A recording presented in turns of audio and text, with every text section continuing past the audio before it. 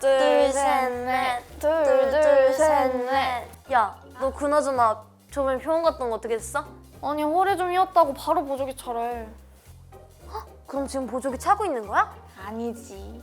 아 그 고모집에 두고 와가지고 다음 주부터 차려고. 근데 너 그거 그렇게 마음대로 안 차고 다녀도 되는 거야? 안 돼. 그거 하면 내가 막 로봇 된 것 같은 느낌이란 말이야.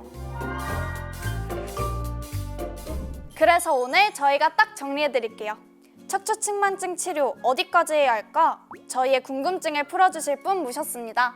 병원에서 척추가 조금 휘었다고 하긴 했는데요. 이 정도는 괜찮다면서 그냥 두자고 하더라고요. 진짜 아무것도 안 해도 되는 걸까요? 나중에 더 심해지진 않겠죠?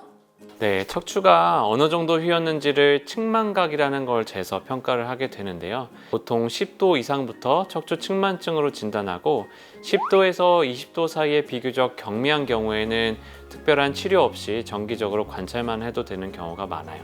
또 여기서 중요한 게 성장이 얼마나 남아있는가예요. 만약에 성장이 모두 끝난 나이이고 각도가 그렇게 크지 않다면 앞으로 진행할 가능성이 낮기 때문에 아무런 치료 없이 지켜볼 수 있는 거죠. 하지만 반대로 아직 성장이 많이 남아있다면 3에서 6개월 정도 간격을 두고 엑스레이 검사를 하면서 각도의 변화를 관찰하게 됩니다. 즉 아무것도 안 하는 게 아니라 잘 지켜보는 것도 치료의 일부라고 할 수 있어요. 친구가 갑자기 허리에 딱 맞는 플라스틱 보조기를 차고 다니던데요.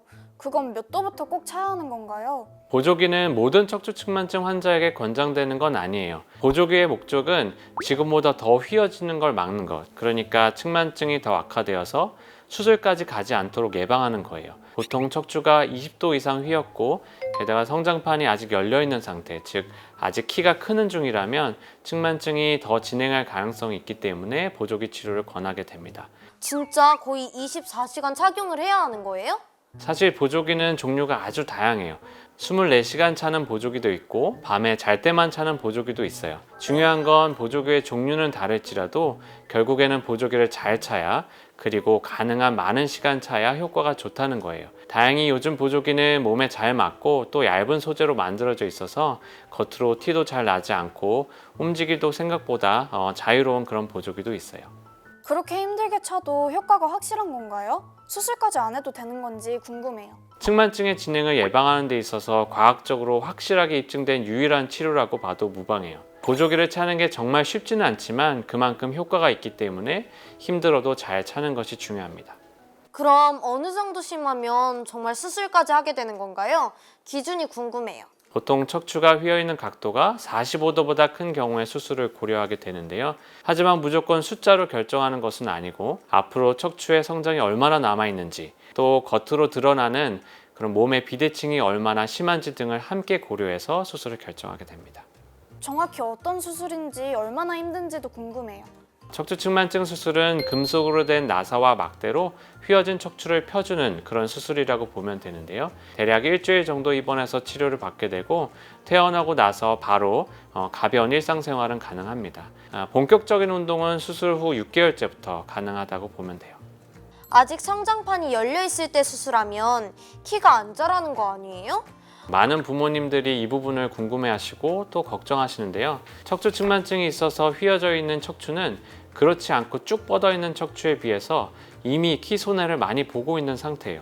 성장이 걱정돼서 꼭 필요한 수술을 제때 받지 않으면 척추의 변형이 더 심해지면서 오히려 최종 키는 더 줄어들 위험이 있기 때문에 비록 아직 성장기라도 필요한 수술은 꼭 받아야 됩니다. 물론 10살 이전에 척추 측만증 수술을 하게 되면 이런 성장과 관련된 부분이 문제가 될 수 있기 때문에 키 성장에 따라 척추를 늘려주는 그런 수술 방법들을 선택하기도 합니다.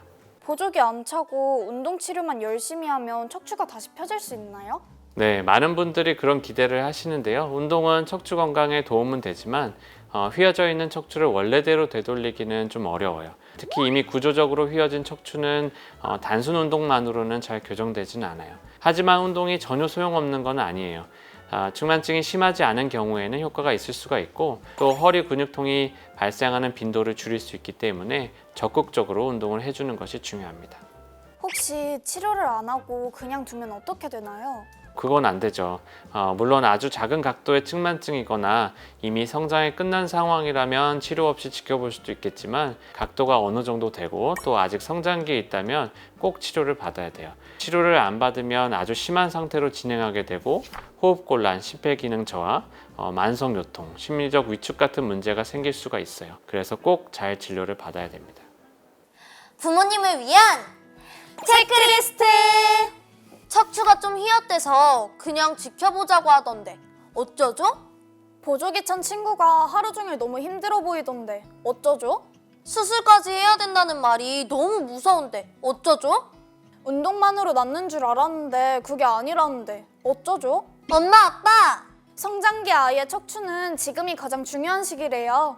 꼭 치료 시기를 놓치지 말아주세요! 보조기가 꼭 필요한 경우와 아닌 경우 오늘 확실히 구분을 했어요. 그리고 수술도 생각보다 안전하고 성장기 아이들에게 맞춤 방법도 있다는 게 놀라웠어요. 다음 3부에서는 수술 후 회복, 운동, 재발 여부 등 치료 이유에 대해 더 자세히 알아볼게요. 절대 놓치지 마세요. 그럼 안녕!